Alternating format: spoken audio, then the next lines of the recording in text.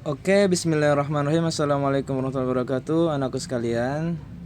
Oke, sekarang ketemu lagi sama Bapak dalam pelajaran bahasa Arab ya, untuk kalian yang kelas 10. Kita akan melanjutkan materi bahasa Arab seperti yang kalian lihat di layar. Sekarang kita akan belajar materi tentang isim yang dijarkan ya. Materinya udah pernah Bapak kasih sebelumnya. Nah, sekarang akan Bapak bahas dan akan Bapak jelaskan.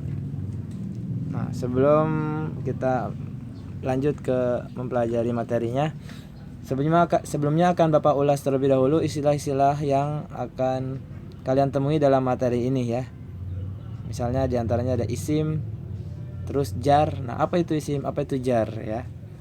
Kita review kembali. Isim udah pernah Bapak jelaskan sebelumnya. Apa itu isim? Nah, jadi isim itu adalah bahasa kitanya adalah kata benda ya.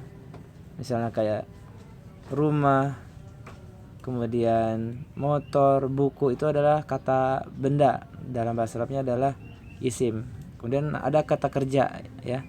Misalnya membaca, misalnya menulis. Nah, itu adalah kata kerja. Nah, dalam bahasa Arab yaitu adalah fi'il. Jadi ada kalimat isim, ada kalimat fi'il. Nah, jadi isim di sini adalah kata benda. Kemudian dijarkan tuh ya, ada istilahnya. Jar, apa itu jar? Nah, jar adalah salah satu dari keadaan akhir suatu benda atau status suatu kalimat ya, bukan benda, suatu kalimat. Jadi kalimat dikatakan jar apabila, nah nanti dijelaskan dalam materi ini. Nah, tapi kita kenali dulu. Jadi jar itu adalah salah satu dari tanda i'rab, salah satu dari istilah i'rab. Apa itu i'rab? I'rab itu adalah berubahnya akhir kalimat. Nah, yang harus kita pelajari terlebih dahulu yaitu adalah bahwa setiap kalimat dalam bahasa Arab itu ada yang keadaan akhirnya tetap, ada yang keadaan akhirnya berubah. Nah, sekarang kita masuk ke materinya ya. Nah, yang ini nih. Nah, ini. Oke. Nah, jadi sebelum nanti kita belajar apa itu jar. Nah, di sini kita harus tahu dulu bahwa dalam bahasa Arab kalian harus belajar tentang keadaan akhir katanya, gitu ya. Nah, ambil contoh dulu misalnya lafaz al-kitabu, artinya buku ya. Al-kitabu. Nah, lihat, kita perhatikan ke keadaan akhir dari kata tersebut. Nah, al-kitabu huruf ba harkatnya domah. Nah, nanti suatu saat kita akan menemukan kata al-kitabu itu harkatnya bisa berubah-berubah akhirnya. Kadang al-kitabu, kadang al-kitaba, kadang al-kitabi. Nah, kayak gitu ya. Nah, itu adalah bagian dari i'rab. Nah, nanti kita akan belajar di i'rab. Nah, jadi keadaan akhir kata itu terbagi dua ya. Ada yang pertama bina, yang kedua i'rab. Bina istilah lainnya adalah mabni.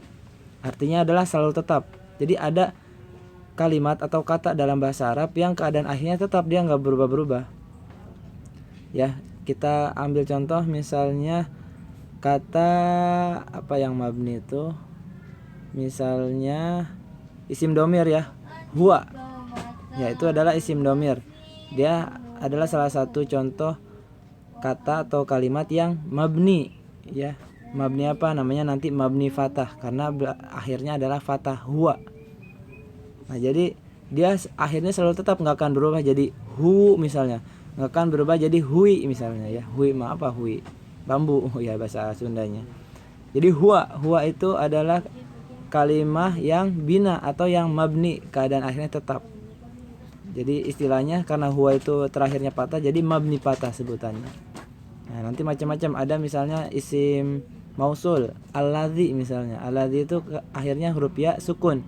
Nah, dia nggak akan berubah jadi alladziu misalnya, atau alladzi. Nah, dia atau alladzi apa lagi? Alladzia. Nah, jadi dia selalu alladzi ya, sukun ya-nya, alladzi gitu. Nah, itu adalah contoh dari bina atau mabni, keadaan akhirnya selalu tetap. Nah, ada kalimat yang keadaan akhirnya bisa berubah-berubah tergantung kondisi. Nah, itu adalah i'rab. I'rab adalah dapat berubah-berubah dari akhir suatu kalimat. Contohnya aja tadi alkitabu ya. Alkitabu itu bisa berubah-berubah. Kadang alkitaba, kadang alkitabi, kadang alkitabu. Nah, kenapa bisa demikian? Nah, karena kondisi yang memaksakan dia untuk berubah-berubah. Nah, i'rab itu terbagi kepada 4. Nah, jadi ada i'rab rofa ya, rof'un tuh nomor 1 ya di sini nih. Ada i'rab nasab, nasbun. Ada i'rab jar tuh ya, jarrun atau khafdun. Ada i'rab jazm, jazmun ya. Nah, rof'un itu nanti ada ciri-cirinya ya. Alkitabu itu termasuknya apa? Nah, rof'un itu adalah status dari kalimat yang keadaannya berubah dengan domah gitu ya, domah secara asal. Nah, walaupun nanti ada dengan tanda yang lain. Nah, untuk kalimat isim yang statusnya ropa, nah dia biasanya akan berharkat domah akhirnya. Contohnya apa? Misalnya tadi alkitabu. Nah, harkat akhirnya domah. Nah, itu adalah ciri bahwa isim tersebut statusnya adalah sebagai rofa atau dirofakkan. Istilah bahasa Arabnya adalah marfu gitu ya, dirofakkan. Jadi alkitabu itu statusnya rofa gitu ya. Nah, yang kedua adalah nasab, nasbun. Nah, contohnya adalah alkitaba gitu ya. Alkitaba disebutnya statusnya nasab karena harkat terakhirnya adalah fathah. Nah, jadi fathah itu adalah menjadi ciri dari nasab, menjadi ciri kepada kalimat isim yang dinasobkan. Gitu ya. Ingat ya, tadi ropa, domah, nasab, fathah. Kemudian ada yang ketiga tuh jarrun, jar. Nah, itu adalah kalimat isim yang berubah akhirnya diberi harkat kasroh ya, itu asalnya.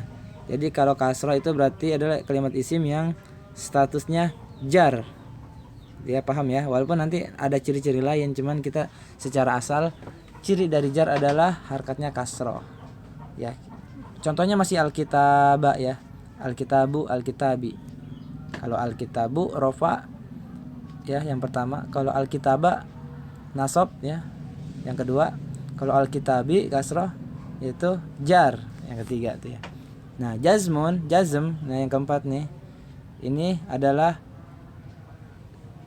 ciri atau i'rab gitu ya, hukum i'rab untuk kalimat fi'il ya. Nanti akan kita bahas lagi di kesempatan yang lain. Nah, untuk jazm itu adalah hukum i'rab bagi kalimat fi'il. Nah, sementara kita akan membahas tentang hukum i'rab bagi kalimat isim aja gitu ya. Terutama dalam materi ini yaitu adalah hukum i'rab bagi isim yang dijarkan. Gitu ya. Oke, sekarang kita masuk ke materi. Nah, ini dia. Bapak baca dulu. Yujarrul ismu idza sabaqahu harfun minal hurufil jarri al-atiyah. Hiya min ila an ala fi al-ba'u al-lamu wal kafu. Oke, langsung artinya di bawahnya. Isim itu dijarkan ya apabila didahulukan oleh salah satu huruf dari huruf-huruf jar.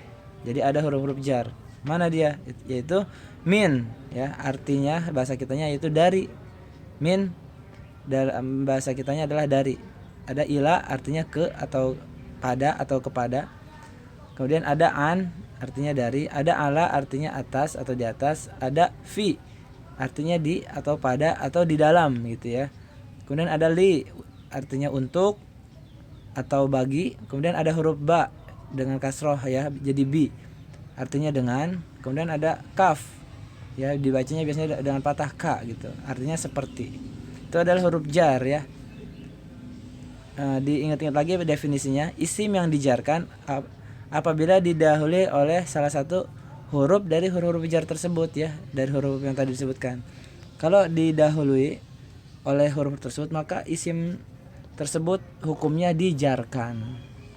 Nah, tadi dalam contoh yang sebelumnya dijarkan itu dengan harkat kasroh. Jadi keadaan terakhir katanya berharkat kasroh. Nah itu dia hukumnya jar. Langsung ke contoh nih, contoh-contohnya.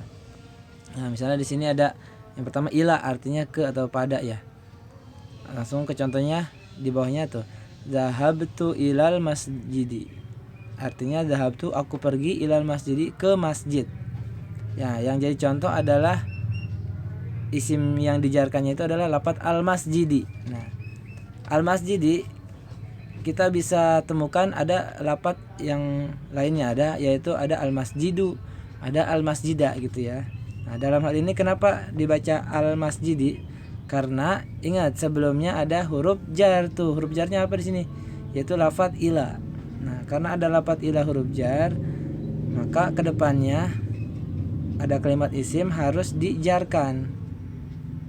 Nah, dijarkannya dengan harkat kasroh. Nah, sehingga ini al-masjidi disebut sebagai isim yang dijarkan. Sehingga dibacanya kasroh akhirnya. Enggak ilal masjidu misalnya, enggak ilal masjida, tapi dibaca ilal masjidi. Nah, ini adalah contoh dari isim dijarkan ya, sesuai definisinya tadi ya. Jadi isim yang dijarkan apabila didahului oleh salah satu dari huruf-huruf jar. Nah, al masjidi didahului oleh salah satu huruf jar yaitu lafadz ila gitu ya. Oke, berikutnya sama. Misalnya adhabu ila suki itu ya. Adhabu saya pergi ila suki ke pasar. Yang jadi contoh adalah pasar ya, lafadz asuki. Asuki bisa aja dibaca asuku, bisa aja dibaca asuko. Nah, tapi di sini dibaca asuki karena didahului oleh salah satu huruf jar yaitu huruf ila. Nah, karena didahului ila jadi kalimat isim asuki dijarkan dengan harkat kasroh ya, sehingga dibaca ila suki. Nah, contoh berikutnya sama ya. Arsaltu risalatan ila asdiqoi ya. Sebelumnya ila. Da'al islamun nasa ilal khairi. Ila huruf jar al khairi dijarkan dengan kasroh. Arsalallahu Muhammadan ilan nasi. Ila huruf jar an nasi isim yang dijarkan dengan kasroh. Paham ya? Nah, jadi untuk seterusnya sama tuh ya. Yang di sampingnya ada huruf ba, kemudian huruf ala, huruf an. Nah, sama seperti itu ya. Jadi ada huruf jar tersebut. Nah, setelahnya ada isim pasti berharkat kasroh gitu ya. Jadi bisa dipahami ya. Untuk contoh-contoh yang lain tinggal dibaca aja. Nah, sama makna-maknanya tuh ya. Nah, terus sampai li atau la tuh, kemudian min ya. Nah, di perintah di buku di sini perhatikan kata isim atau kata benda yang berharkat kasroh yang terletak setelah huruf jar yang tadi kita bahas ya. Nah, mungkin itu aja untuk materi isim yang dijarkan, mudah-mudahan dapat dipahami. Kalau misalnya nanti belum ngerti, boleh ditanyakan ke Bapak ya di Japri. Cukup sekian, nanti kita lanjut ke materi berikutnya ya di pertemuan berikutnya. Dari Bapak cukup sekian. Akhirul kalam. Assalamualaikum warahmatullahi wabarakatuh.